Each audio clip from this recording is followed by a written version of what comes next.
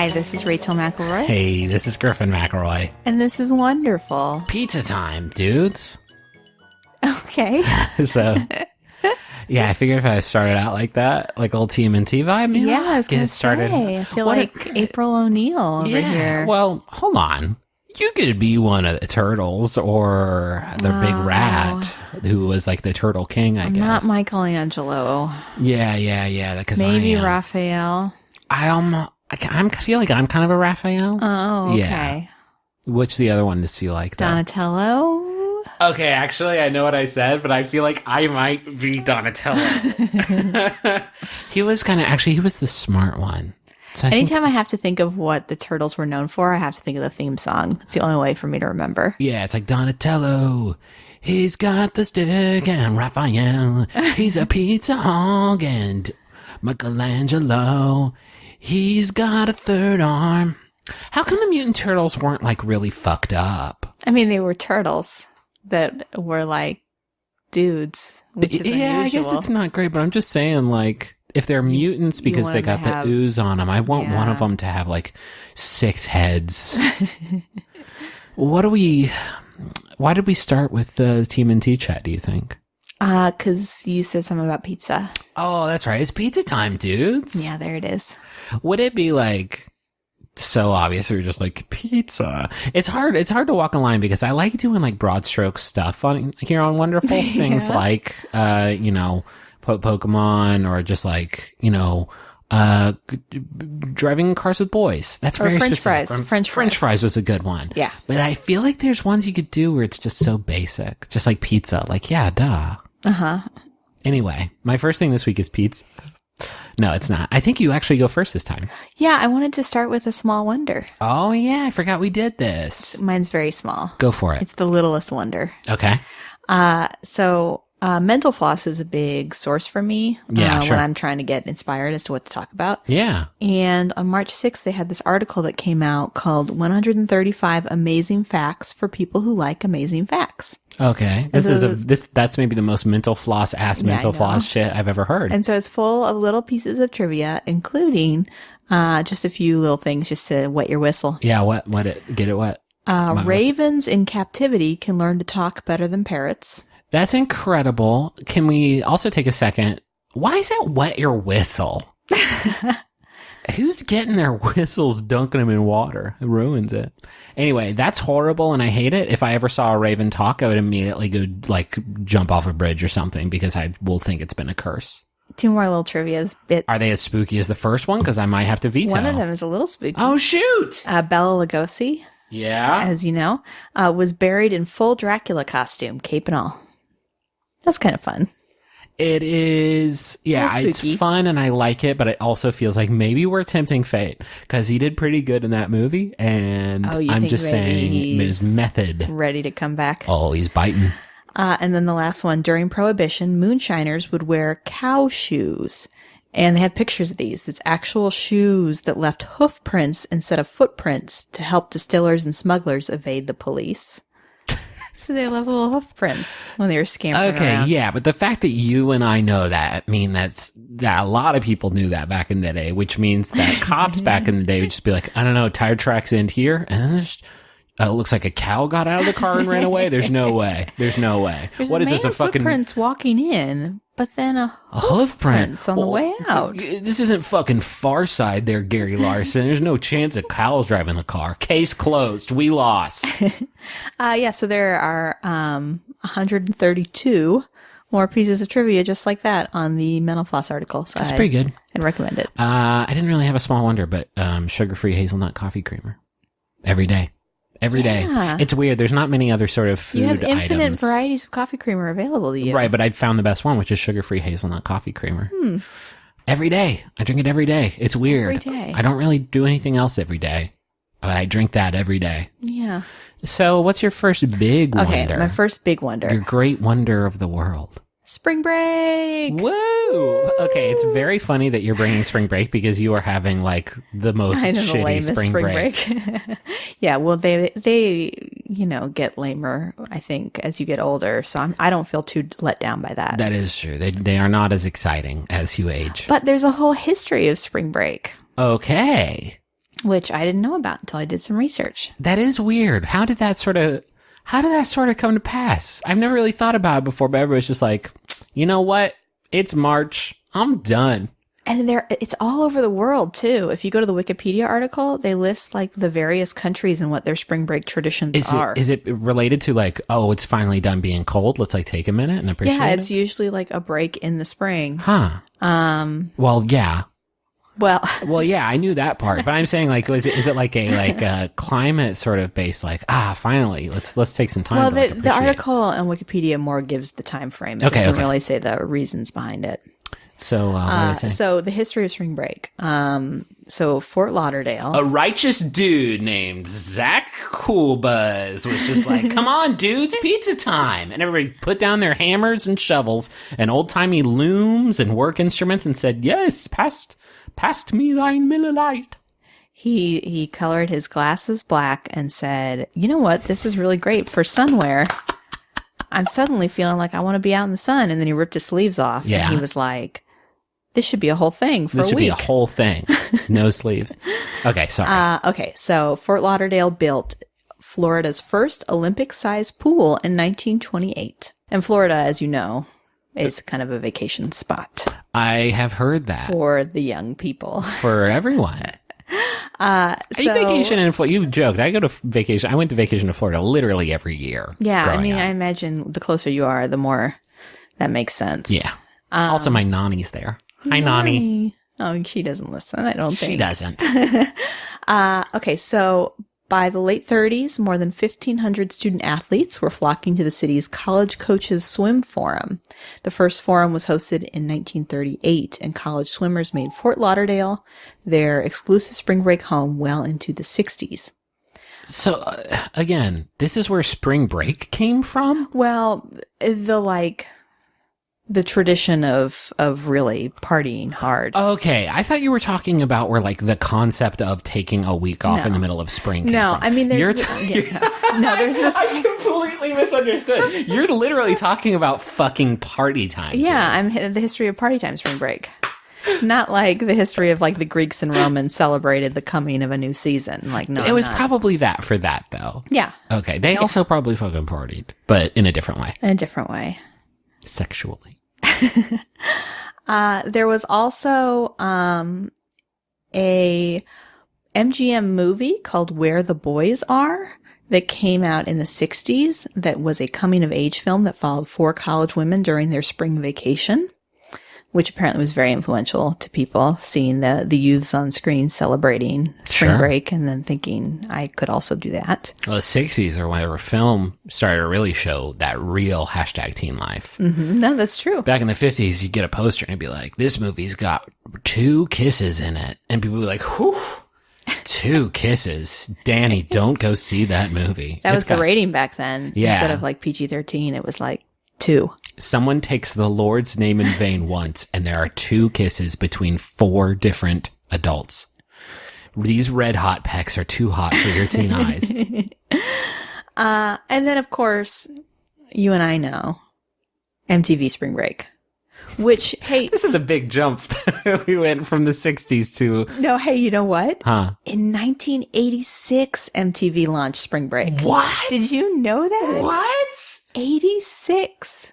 That was pretty... when did MTV launch? I think MTV started right around then, and they were like, hey, let's start Spring Break, So they were like, video killed the radio star. What's up? We're MTV. That's our first jam.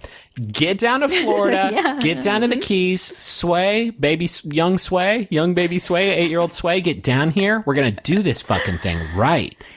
Yeah, it was launched in Daytona Beach, Florida. And then by the end of the 80s, then that was when there was kind of a backlash against spring break. Yeah. Because I guess in 1985, 370,000 students died. Showed up. Died. And there was a bad batch of Keystone that went out, and we lost 370,000. See, you talk about Keystone a lot. Yeah. Our like cheap crappy beer was Natural Light. It's funny. I feel like it's a regional. It really is a regional thing. In West Virginia, Keystone was like, if you wanted to get a 6-pack for $2.50, Was there like a nickname for it? Because in college it was like Natty Light. No, Was I there mean, like Keystone is tough to kind of... Keezy. Some key... we had a lot of nicknames for bad things that we shouldn't have been putting inside of our bodies, like Keystone Light.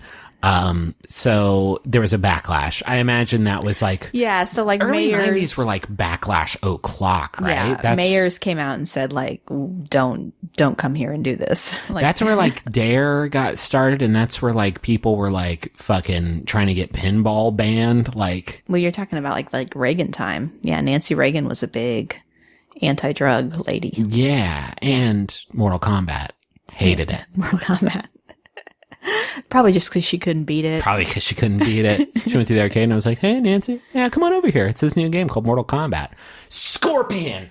Ugh, get over here! Oops. Yeah, so for me, my spring break celebration was always pretty mild. I think one year I went to Memphis, Tennessee on a road trip. It was very cold. It was drivable, so that was a big reason we went. Was like, what's a fun city that's drivable? Sure. And then my senior year, went to Austin, Texas, my first time. Oh, really? To visit, yeah. We I came with some friends who grew up in Texas, and so we made the drive from Missouri to Austin, and spent a few days here. That sounds like fate. That's when you knew this is where I will meet the love of my life. Love of my life. Cecil. Okay. My spring breaks. Yeah, did you ever go anywhere? I never went to the beach. Okay. I would go with my dad, my brothers, maybe a friend or two, up to Kings Island. Every time. Just every for time. a day? Well, they had like spring break previews where like media outlets could like come and check out the new rides and shit. Oh, and your dad was a radioman. And my dad was a radioman. And so we would go to Kings Island and like get to ride all the rides. And there would be like nobody there. It was awesome. It was because it was like media previews. It was just like the park was at like 10% capacity. And so the idea was that your dad would go on the radio and talk about the hot new rides? Yeah, they would do like remote broadcasts from the from the park. That's fun. So like the year the Tomb Raider ride went out, I rode that thing fucking 5 times. Just would like walk off, walk right back on again. My friend Tanner got his balls destroyed by the Tomb Raider ride because it's like it crushes this big harness over you. Yeah. And then it spins you around with centrifugal force. He lost his phone too. His phone went flying from his pocket, and his Pizzone was flattened, and it was a really fun ride and a really good park. But again, like the opposite of like, there was no raging going on. So my final closing my chapter with spring break is when I moved to Austin, Texas in 2008. Here in Austin, spring break always lines up with South by Southwest. And so I would always take a few days off. Wednesday through Friday is the music portion typically. Sure. And during the day, you can see a bunch of artists for free because usually artists are just trying to get out and promote their music because typically they don't have an album out yet or they're unsigned.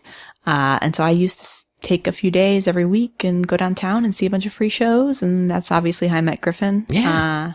And now that I work at a college, I get the week off. And I don't do any of that. No. I usually will go see doctors that I have to see. You are doing that. You're like, yeah, spring break. You clean up around the house. Just get errands done. Time to get my teeth looked at. Yes. Yeah. So that's typically what my spring break is like now. But I still appreciate, the time off. It's nice. Sure. Unexpected. My first thing this week is cereal. This is a dessert that you eat in the morning. This is a morning dessert. Yeah, we were just talking this morning about, or not this morning, I'll have to say earlier in the podcast about French fries and your more basic. Oh, yeah, dude. That is a preview for one this. Of them. Cereal, dude. This is dessert. Now, just to make sure everyone is clear, you're not talking about the hit podcast. You are talking about the actual breakfast meal you consume. I am saying I have enjoyed cereal a lot more, like, over a longer period of time than the podcast SERIAL. Now, your oldest brother, Justin McElroy, is a real cereal head. He's a fiend about it, yeah. And I would say too much. Are there like deep roots in the McElroy family on cereal consumption? So I used to every morning before school, Yes. from like kindergarten up to probably 8th grade, I would have a big bowl of cereal before school with a big old thing of milk poured into it. And every day at school, I would be sick. And it took me A long time. a long time. It took me 9 years. I feel like when I met you, you were just recently like, oh, you know what? I don't think milk goes well Yeah, I with said me. 8th grade. It may have been all the way through high school. So let's say like around 14 years. I was just like, why do I get sick every day? I will say I do see you eat ice cream still. So it's not like you've sworn Yeah, off. I mean, I need it. But this is not about my gastrointestinal distress. In fact, this is one of the few segments where I don't want to focus on that because now I've discovered almond milk and now it's fine. Yes. Cereal. When you move to Austin, Texas, you may not know this if you don't live here, you kind of have to break up with cereal because there's so many more sort of prestigious breakfast offerings that kind of suck you in. Yes. I'm talking about those breakfast tacos. I'm talking about kolaches. I'm talking about upscale brunch spots. I'm talking about artisanal waffles. There's like so much stuff. And so you move here and you go crazy on all these options and it's good. That's a good reason to live in Austin, I think, is your breakfast options are fucking legit. Yes. But then you're just going to bring it back on home to cereal someday because cereal's always going to be there for you. There's so much about cereal that is so mystifying to me. Some of its origins I get, right? Like you cook up some grains and you're like, you eat it and you're like, oh, I like the texture of this, but the flavor sucks. And so you sugar blast it and you're like, all right, I want to eat this in the morning for some reason. Like all that I can kind of get down with. Why did somebody put milk on it for the first time? Is there another food when you're eating a big bowl of chips? Are you ever just like, what if all of this was wet? Well, I mean, think about oatmeal. Like that is a definitely old timey wet morning food. Yeah, I think we got to where we are here from, and I did no research on this. Okay, because nothing's less interesting, I think, than the origins of cereals.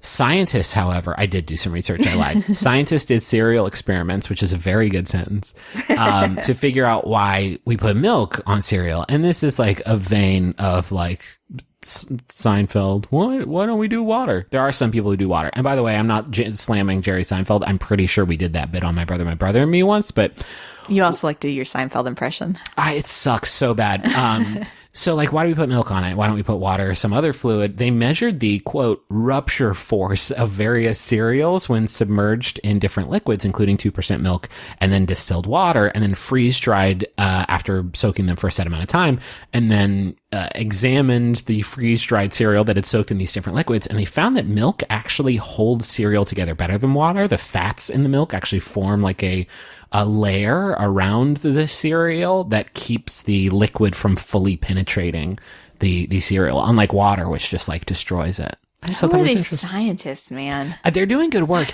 This is why I'm so excited about cereal. It's not just these scientists, but the scientists who are making the cereal. And I recognize it's hugely unhealthy. Please, I get it. It is like you're eating 10 candy bars in the morning. It's not great. But it is also like this eternal frontier for food ingenuity, unlike any other sort of food sphere that exists. The people who make cereal are fucking bonkers, and their experiments have gone unchecked for so long. Do you remember when Oops All Berries came out in 1997? And then you were like... Do you remember where you were? I probably do, because we ate it a lot, but I was like, I remember being like, damn, Captain, this is excessive. So your family didn't have a rule about sugary cereals in the house? Oh, no, we did not. Oh, wow. We would go nuts. But Oops All Berries 97, you're like, this is it. This is the wildest. I feel betrayed. I'm not mad about it, but it's just like you all have betrayed sort of the core concept of your cereal and what the cereal means. And this is as bad as it's definitely going to get. And now my boy Captain Crunch is doing sprinkled donut crunch and blueberry pancake crunch. And sprinkled donut crunch has sprinkles in it. And it's like, is that still cereal at this point? I don't know, but I love that you're asking the hard questions.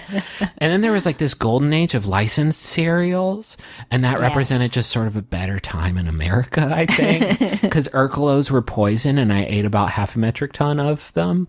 That was a real cereal you could buy. Urkelos, yeah. The best one was, there was, I think, like Mario cereal. We would go deep in the paint. I mean, of course, yeah. But then Bill and Ted's Excellent Adventure came out. They released a cereal called, and this is not a joke, Bill and Ted's Excellent Cereal. And I want aliens to find that. Like, the first thing they find when they come to Earth is just like, well, they put their name on all the things that they make. And they're very braggadocious about the flavors that they're able to generate. Bill and Ted's Excellent Cereal is so good. That's what really if they'd good. done like Harry and Sally's Good Oatmeal? And this is the oatmeal from When Harry Met Sally. See, I immediately went to the Fast and the Furious movies. The Fast and the Furious is excellent. Hard-boiled eggs. And these are little eggs that come in small bags. I get excited when it's cereal time, but I am perpetually, like, always excited about how these food astronauts are exploring the endless reaches of dark flavor space. I know that you are a cereal enthusiast. I believe that. One time I ate a bowl of cereal in front of Griffin in the evening, and he looked at me like I was an alien. It's a morning food. We just talked about it. But it's a dessert item. I will go to... I'm so sorry. I disagree wholeheartedly. It's a weird thing to eat, period. Getting a big thing of sugar-blasted oat squares and then getting it like really wet with cow milk or almond milk and then eating that in the morning is like wild. But I think it's 10 times as wild if it's like 11 o'clock and you're like, now let me get at these oat squares. Well, it's me, so it's definitely not 11 o'clock. No, it's like 7:30. It's more like 9 o'clock, yeah. Anyway, these food astronauts, they are committing crimes, and I could not be more proud of them. I appreciate your adventurous spirit when it comes to cereal, because a lot of times we'll go grocery shopping and we typically buy exactly the same thing every time. Yes. But where I see Griffin's artistry is when we go down the cereal aisle. Yes. And he's like, hey, you know what? I'm going to get Life cereal. Yeah, I'll get some Cinnamon Life. I dipped in that. So here's the thing. These days, I do have to actually watch my sugar intake a little bit. Yeah. And that's not a joke, but some of the cereal, like, I used to fuck up a bag of Fruity Pebbles, and I say bag because we'd get that Sam's Club big bag. Oh, I would destroy them. The way that these instantly, give way to the rupture force of the milk is like, I love that instant sort of rainbow slurry, and I would just guzzle that down. Wow. And whenever I go to Huntington and I stay with Justin, Justin is with these food scientists. He is deep in outer space. It's like gravity. He got dislodged from the ship and he's just flying out there. I actually asked Justin because every time we go, he has like the newest, like most underground cereal, like how he keeps up. And he does do research to find out what the new cereals are. Now, Justin's the one who got me on blueberry muffin tops, which back in the joystick days was like a thing we talked about in the joystick podcast nonstop, because it was this incredible blueberry muffin top flavored cereal. That's probably the best one of all time, but the sugar content in that would literally probably kill me these days. So I keep it a little bit more reserved. I go with a nice cinnamon. I like cinnamon in general. Cinnamon Life. I'll get down with that. You do a lot of cinnamon checks. Honey Bunches of Oats. That one's actually pretty high in sugar content, but I still enjoy it. I can still walk down the aisle and see that there's like Buffalo Wing Cocoa Krispies. And it's like, whatever the fuck, dude. Yeah, sure. I can't, but I'm glad you will. That's a great one because I also love cereal. And I think there's a lot of room out there for new discoveries. There's still, yeah. We've seen 1% of 1% of what's possible. I'm calling the food scientists cowards now because they know the flavors they should be dabbling with, but they won't. And I'm talking about meat cereal. Do you want to? Did just mention like a buffalo? Yeah, I think. Come on, BW3. BW3's wants this partnership with Honey Smacks. I want to see that bear eat a big buffalo wing. Or is it a frog? The Smacks is the frog. Anyway, Honey Smacks are gross. Can I steal you away?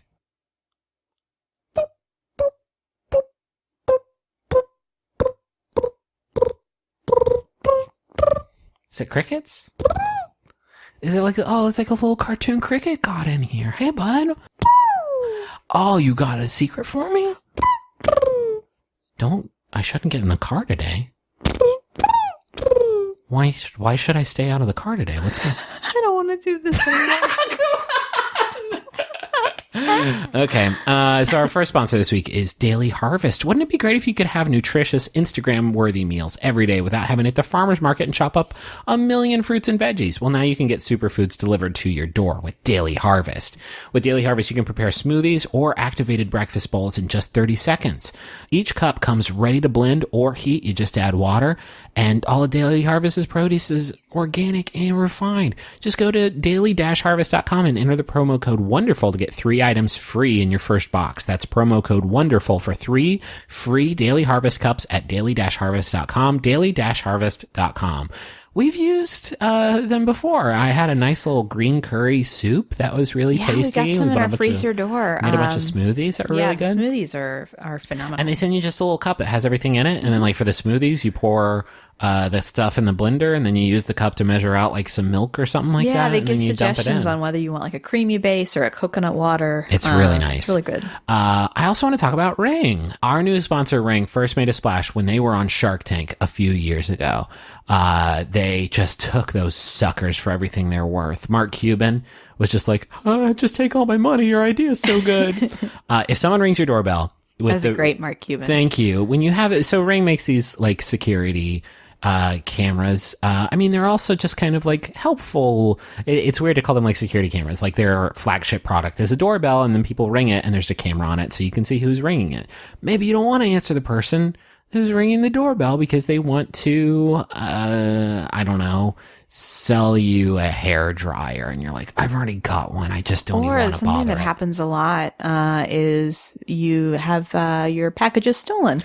Yeah, that happens a heck of a lot. Ring gives you the option to look at the tapes. Yeah, go back, play back the tapes, go back over the game tape. It really is cool and it just connects with your phone and it works really well. If someone rings your doorbell, you can respond to them just using your smartphone, adding a level of security and convenience. And now Ring has a great new product called the Ring Floodlight Cam, a motion activated camera and floodlight. You can see and speak to visitors, even set off a built-in alarm right from your phone. Right now, as a listener, you can save up to $150 off of a Ring of Security kit when you go to ring.com/wonderful. Up to $150 off at ring.com/wonderful. That's ring.com/wonderful. Our next sponsor this week is Brooklinen. You spend a third of your life in your sheets. They make a difference. Half for some people. They make a difference with how you sleep. Start getting better sleep with better sheets. Founded in 2014 with the philosophy that beautiful home essentials don't need to have crazy prices, Brooklinen has over 12,000 5-star reviews. Versatile colors and patterns, and you can mix and match to complement any decor. We have some Brooklinen sheets. They are very nice. So soft. They are keep you cool. They do keep you cool. Which I like. A lot of those high quality sheets will get you kind of warm, and these are nice and cool. And they'll keep you cool. I kick off the sheets and I'm already wearing my cool baggy pants that have that I've written on with marker and cool designs. Or the Brooklinen sheets that you turned into cool baggy pants. Yeah, that I wrote all over with my Sharpie here in AV class.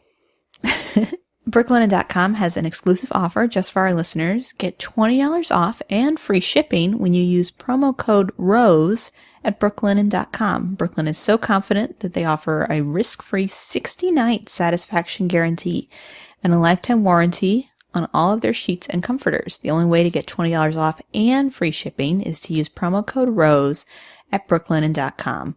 That's BROOKLINEN.com. Promo code ROSE. You want to read that first Jumbotron for me? Yeah. This message is for the benevolent universe. This message is from Alma, Almag, Dalal, Faruza, and Lynn. Hi, Hannah. Happy candle nights. We thought the best gift would be... Oh, they actually want you to read this. Oh, okay. Hand it on over. Unless I am their favorite DM. Which is possible. We thought the best gift would be one of your favorite DMs telling you it's not their favorite. It's one of their favorites. I'm in the pantheon. Maybe I'm their favorite and they thought they couldn't get me. Oh, I see. One of your favorite DMs. Let me start over. We thought that the best gift would be one of your favorite DMs telling you that you're our favorite DM. You're an amazing world builder, a gifted writer, a wonderful voice actor, and a great friend. We all love you so much and wish you would stop killing our characters' family members. Love, your bunch of freaks. That is so nice. Don't ever stop. Don't ever let up. Do not ever let up. You have to let them know that they can't just do anything. Here's a message for Ray Pan, and it's from Ginger, who says, Happy birthday, Ray. You are incredibly talented, kind, and the best housemate and friend I could hope for. I am so lucky to have you in my life, and hearing it from one of your favorite set of brothers definitely makes it true. Love you so, so, so much. I added one extra so, but I could just tell that there was a 3-so situation. That's a extra value. Yeah. That'll be $15. Hi, I'm Allie Gertz. And I'm Julia Prescott, and we're the hosts of Everything's Coming Up Simpsons. We are a Simpsons podcast brand new to the Maximum Fun Network, and every episode we cover a different episode of The Simpsons that is a favorite of our special guests. We've had guests that are showrunners and writers and voice actors like Nancy Cartwright, all people that have worked on The Simpsons, and we've also had guests like Weird Al and people that are on the Max Fun Network already, and each week we will talk to a very cool guest about their favorite episode, and it is so much fun. So if you like The Simpsons, come listen to Everything's Coming Up Simpsons. All right, smell you later. My wonderful thing this week is closed captioning. Yeah. This is something that we started using a lot when we would have to turn the volume down on our television, because our infant son was a very light sleeper and continues to be a light sleeper. But obviously this has tremendous value for people that are deaf or people that have difficulty hearing. So I did a little research on it today. To figure out what the whole story was behind it. This is this isn't just like television too. This is, or films like video games. This is a big thing for like YouTube videos. There's an auto-generated like closed captioning service, but there's lots of other, this is like a big conversation happening in like online media right now, which is like, this is a hard fucking job. Yeah, it's a tricky conversation, but I think it's like essential work. So closed captioning was first demonstrated at the first National Conference on Television for the Hearing Impaired in Nashville, Tennessee in 1971. That's how recent it is. I had no idea. A second demonstration of closed captioning was held at Gallaudet College in February 1972. Where ABC and the National Bureau of Standards demonstrated closed captions embedded within a normal broadcast of The Mod Squad. What? Yeah. So here's something that's interesting also, because I had always wondered how real-time closed captioning works. It was developed by the National Captioning Institute in 1982. In real-time captioning, court reporters trained to write at speeds of over 225 words per minute give viewers instantaneous access to live news, sports, and entertainment. As a result, the viewer sees the captions within 2 to 3 seconds of the words being spoken. The National Captioning Institute was created in 1979 in order to get the cooperation of commercial television networks. And the first use of regularly scheduled closed captioning on American television occurred in 1980. The first programs seen with captioning were a Disney's Wonderful World presentation of the film Son of Flubber on NBC. I had to do that. Had to get that one. An ABC Sunday night movie airing of Semi-Tough and Masterpiece Theater on PBS. There's all this legislation around it, ensuring like quality and access. It used to be the kind of thing where you could only have a box on your television, and the box was very expensive. Yeah, I imagine. But in the early 90s, there was an act called the Television Decoder Circuitry Act that required all analog television receivers with screens of at least 13 inches, either sold or manufactured, to have the ability to display closed captioning. Well, this would have been probably around the Americans with Disabilities Act, which was 1990, I think. Was Americans with Disabilities Act. So, obviously it's something that's very widespread now. It's something that I've just gotten so used to it now that when I watch something, yes, even if Henry is not home, like earlier today, I was watching something while I was eating, And I wanted the captions on, even though I could have turned it to any volume I needed it to be. I think this is interesting, right? And this conversation is maybe, it seems a little bit weird because I think we both acknowledge the fact that our enjoyment of it is secondary to its actual purpose. Which is, I mean, we're coming at it from a place of privilege, for yes, sure. absolutely. It is there to serve the sort of diverse community of people who are hard of hearing in, you know, whatever way. But I almost exclusively, I play games with subtitles on. I watch everything with captions on. And I think it has something to do with like how I digest information. It is easier for me if I am reading the words that like a character in a game is saying or that a person on TV is saying. Like it is easier for me to like really digest and have it stick, I guess, than just like hearing them say it. And then of course for Terrace House, like we need it because we do not know how to speak Japanese. We do not understand Japanese. And so the good people who do the unofficial streams, I feel like we're in a speakeasy every time we talk about this Terrace House hookup we have. Speaking of which, today's the day, right? Today's the day. Opening new doors. New season on Netflix of Terrace House. We can't vouch for it yet. We haven't seen it yet, but I mean, it. This Terrace House is going to be good. That is a good one. This, again, like this is another thing, like we really do watch everything with subtitles these days, which is good, but I mean, it's more good that it's here for the folks who really need it. Yeah, it's super useful, especially if you're watching something that's more complicated or moves very quickly, like to be able to read it and hear it. For some reason, it just makes a big difference for me. Yeah.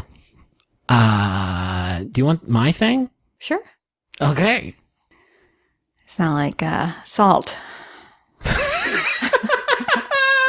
No, it is the Weaker Thans. I want to talk about the Weaker Thans. They're a band. So it's weird. Lots of people in the Facebook group have been talking about the Weaker Thans a lot, like more than the national average. We also get it like in our submissions box, like a lot.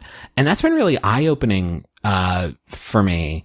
We got a lot of talk about it. They have a song that they wrote about curling because they are a Canadian rock band and they're very, very clever. And so when we discussed curling on the show, there were a lot of people like, hey, let's do Weaker Thans. And it's been eye-opening for me because they were one of my favorite bands ever in like high school and college. Yeah, you introduced me to them. I was not familiar with them before. Because nobody really is. Aside from one song that they had on the Wedding Crashers soundtrack, they never really gained much popularity.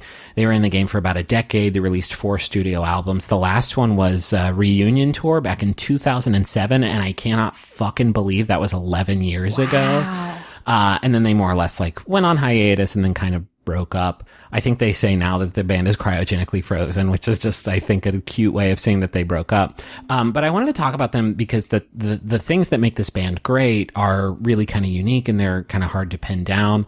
They are a Canadian rock band. They're fronted by a dude named John K. Samson, who has gone on to release some solo stuff after the Weaker Than split, which I'd also encourage you to go listen to because it is also very good in its own right. And John K. Samson left the band Propagandhi. Have you heard of Propagandhi? No. They're a sort of a punk, politically driven punk band, politically charged punk band. I guess most punk is. It's weird to make that distinction, but he left that band to start the Weaker Thans.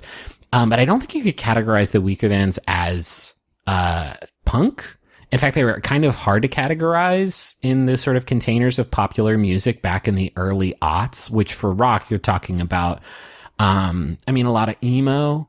And Weaker Than's music was like emotional, but it wasn't like Dashboard emotional. It wasn't, Sunny Day Real Estate, I think is another emo band. Yeah. It's been a while. I've been out of the game for a bit. It was emotional, but it wasn't emo. It did go hard sometimes, but it wasn't really punk. Their music was full of these like narrative and hyper obscure literary references. And they painted these portraits of like unextraordinary small town scenes. And that probably like contributed to their lack of mainstream success because like, it's what is that? But I'll be damned like if it didn't check all the boxes for me back in the day. How did you find them? Do you know? I feel bad because I can't attribute it to who it was, but I used to get rides to school, it may have been my friend Alyssa, who would give me a ride to school, and there was like a Weaker Than song on a CD of hers in the car, and I was like, hell yeah, this is amazing. I was in love with this band. I still am. I still think they are a terrific, terrific band. And if you're not familiar with them, here's a song that is a perfect encapsulation of everything I love about them. It is from band. It is literally a plea from a cat to its owner. All their song titles are completely literal. It is a plea from its cat to its owner to do something nice for themselves, like throw a party, like their owner's in this funk, and they want them to like get out of it by inviting some people over. Nice. It references like being a cat in some ways that are very, very clever. It handles this like really heavy subject really beautifully and realistically in a way that I thought was like genuinely helpful at the time. It handles that story of like loss and acceptance mostly with these 3 songs that frame the album. The opening track is called Manifest, and it's this like celebration of this person's life. And then like right in the middle of the album, you get a track called Hospital Vespers that's kind of about their last rites. And then there's this final song that I want to play a bit of and read the lyrics to because it's very short, but it's called Past Due, and it's about how this singer responds to this person's passing. So these are the lyrics, and I'll drop in some of the music too from Past Due because it's one of like the most poignant like things about losing a loved one that I've ever heard. The lyrics go, February always finds you folding. Local papers, open to the faces, passed away to wonder what they're holding. In those hands were never shown the places. Formal photographs refused to mention. His tiny feet, that birthmark on her knee. The tyranny of framing our attention with all the eyes their eyes no longer see. And darkness comes too early, you won't find the many things you owe these latest dead. A borrowed book, that check you didn't sign. The tools to be believed with, people love it. Give what you can to keep to comfort this. Plain fear you can't extinguish or dismiss. That's beautiful. It is a song about this idea, and maybe it's cliche, but like it's really the only truth about how you actually recover from losing someone that you love, that when a person passes away, they leave behind a footprint in your life. Like they have an impact that outlives them. And what this song kind of focuses on that I found so unique and so helpful is that like that footprint is infinitely complex. So much so that you can't describe it to somebody else. It is made up of infinite stories and lessons and acts of service and jokes and all these other ways that they impacted your life that forms this thing that changes you. But it's so complex that you can't even really appreciate it. It's hard for you to do it, let alone for like an obituary to fully capture it. And in 14 lines, like it encapsulates that experience perfectly. The idea that like losing someone kind of makes you realize something bigger about the world and about the permanence of the things that we do with our time and how everyone leaves behind like something that is intangible, but also like the most meaningful thing that there is. And it also recognizes that with that realization, there is like a pain that comes with it too, but like appreciating the bigger picture of a person's impact and like trying to like remember it and appreciate all the little parts of this infinite thing are ultimately like how you move on. And I like, it is a manual on grief, this album is, and it doesn't like glorify it in a way that like other bands might, where it's just like, I'm so sad, isn't that cool? Yeah. Mm-hmm. It doesn't paint a pretty picture about it either. Most of the Week Events music tells a story, and this is a really fucking hard story to tell. And the fact that it tells this story about grief and loss while also rocking very fucking hard is like an enormous musical accomplishment, I think. So I'm really glad that the folks in our community like inspired me to talk about this album and like really reflect on it, because I don't think I really appreciated how important it was to me back in the day until like I kind of started to do a deep dive into it. Yeah, that's incredible. Do you want to hear some submissions? Yes. Real fast. Yes. Joseph says, I love watching Nardwar interviews. Do you know Nardwar? No, I don't know what you're talking about. Nardwar's great. He is a Canadian interviewer who does an incredible amount of research on the artists he's interviewing and even finds gifts for them based off of that research. It's wonderful to watch these people be amazed by his obscure questions, then get excited about the presents he bought them. I suggest watching his interview with Pharrell Williams, who stops him with Nerd. Pharrell Williams stops him several times to express how much he loves the interview. And his interview with Questlove, which is 46 minutes of Questlove becoming increasingly giddy about the deep hip-hop knowledge Nardwuar is bringing to the table. It's really good. Great. I watched a long compilation of people being surprised by Nardwuar today. I love interviews. That sounds great. He does the best ones. Samuel says, something that stood out to me was as wonderful this week. People's reactions to the surprise announcement of the new Super Smash Brothers game. While I'm excited for the game and thought the announcement itself was wonderful, what I've really enjoyed is watching people's reactions to it. They announced a new Super Smash Brothers game in the latest Nintendo Direct, but they did it by showing like 2 Splatoon kids like swimming around and shooting at each other, and you're like, oh, more Splatoon. And then the camera zooms in on one of their faces, and then reflect in their eyes, you see the Smash Brothers logo, and there's like countless videos of like at the Nintendo World Store in New York, just people going like, yes. That's awesome. Yeah, that's absolutely my shit also. Whitney says, one of my favorite wonderful things is when you're listening to a song and you can hear that the singer is smiling. I hear it a lot in They Might Be Giant songs. It's just this little lift in the melody that makes it so I can't help but smile too. Oh my gosh, I never thought about that before. That's cool. Oh yeah, I love hearing that. I think I don't know that John Linnell's a big smiler, but that is the episode. Thank you so much for listening. Thank you to Maximum Fun for having us on the network. You can check out MaximumFun.org. There's a bunch of great shows. Yeah, a bunch of new shows. There's a new Simpsons podcast for all of our Simpsons everything's enthusiasts. coming up Simpsons. Yes. There's just so many great shows. You're going to go to that website right now and you're going to find them somewhere else. And there's other stuff at McElroyShows.com that we do. Oh, we're doing some live adventure zones in Mabim Bams. You can go to McElroyShows.com/tours. Tickets for that go on sale very soon. So, look lively. Is that it? Sorry, we're rushing. We have to go to daycare like right now. Yeah. So bye. Bye. Bye, I guess. Bye. Just bye then, I guess. Money won't pay, what can all pay? Money won't pay, what can all pay? Money won't pay, what can all pay? Money won't pay, what can all pay? Money won't pay, what can all pay? Money won't